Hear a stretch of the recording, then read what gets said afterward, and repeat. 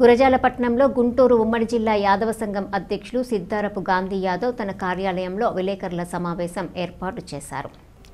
ఈ సందర్భంగా ఆయన మాట్లాడుతూ గురజాల నియోజకవర్గ యాదవ సంఘం అధ్యక్షులుగా యలగాల నరసింహారావును, మాచర్ల నివేదిక నియోజకవర్గం యాదవ సంఘం అధ్యక్షులుగా నాలి రామయ్యను, సత్తెనపల్లి నియోజకవర్గం యాదవ సంఘం అధ్యక్షులుగా కుమ్మరి శ్రీనివాసరావు యాదవ్, నరసరావుపేట నియోజకవర్గం యాదవ సంఘం అధ్యక్షులుగా వీర్ల రాంబాబును నియమించినట్లు ఆయన తెలియజేశారు. ఈ కార్యక్రమంలో జంగాల సింగరయ్య యాదవ్ తదితరులు పాల్గొన్నారు. శ్రీకృష్ణ వందే జగద్గురు యాదవారాం శిరోరత్నం. మరి ఈరోజు గురజాల నగర పంచాయతీలో పల్నాడు జిల్లా అఖిల భారతీయ యాదవ మహాసభ అధ్యక్షులు సిద్ధారపు గాంధీ గారి యొక్క కార్యాలయంలో విలేకరుల సమావేశం ఏర్పాటు చేయటమైంది. ఆంధ్రప్రదేశ్ అఖిల భారతీయ యాదవ మహాసభ రాష్ట్ర అధ్యక్షులు డాక్టర్ లాకా ఎంగళరావు యాదవ్ గారి ఆదేశాల మేరకు పల్నాడు జిల్లాలోని నరసరావుపేట, మాచర్ల ఇవాళ సమాజంలో యాదవుల యొక్క ఆర్థిక స్థితిగతులు కానీ, సామాజిక స్థితిగతులు కానీ మరి గతంతో పోలిస్తే చాలా బాధాకరంగా ఉన్నాయి. వర్తమానంలో మాత్రం యాదవులు DCDలో ఉండి రిజర్వేషన్ల శాతం తక్కువగా ఉండి సామాజికంగా మరి వ్యవసాయదారులుగా, రైతులుగా, రైతు కూలీలుగా, గొర్రెల కాపర్లుగా, పశువుల కాపర్లుగా జీవనం సాగిస్తున్నారు.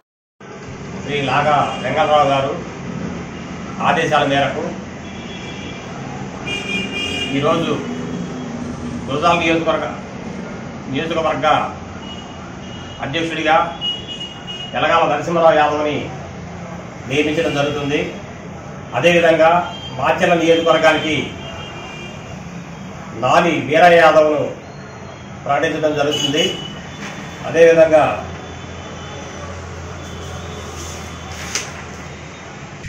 యాదవ మహాసభ రాష్ట్ర అధ్యక్షులు శ్రీ లాగా వెంకటరావు యాదవ్ గారు ఆదేశాల మేరకు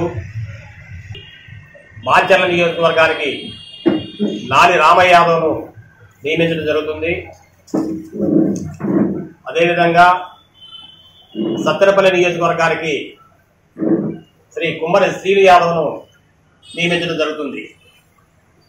వీరందరూ కూడా రాష్ట్ర అధ్యక్షులు శ్రీ లాగా వెంకటరావు గారు ఆదేశాల మేరకు యాదవ సామాజిక వర్గ అభివృద్ధికి సమస్యలపై గత 10-15 సంవత్సరాలుగా అందరూ కూడా పోరాడటం జరుగుతుంది. వాళ్ళ సేవలను గుర్తించి యాదవుల ఐక్యతకు మరియు యాదవులలో ఉన్నటువంటి సమస్యలు, యాదవుల యొక్క సామాజిక వర్గ అభివృద్ధికి వీళ్ళందరూ తోడ్పడతారని ఈ విధంగా వీళ్ళని నియోజకవర్గ అధ్యక్ష బాధ్యతలు అప్పచెప్పడం జరుగుతూ ఉంది.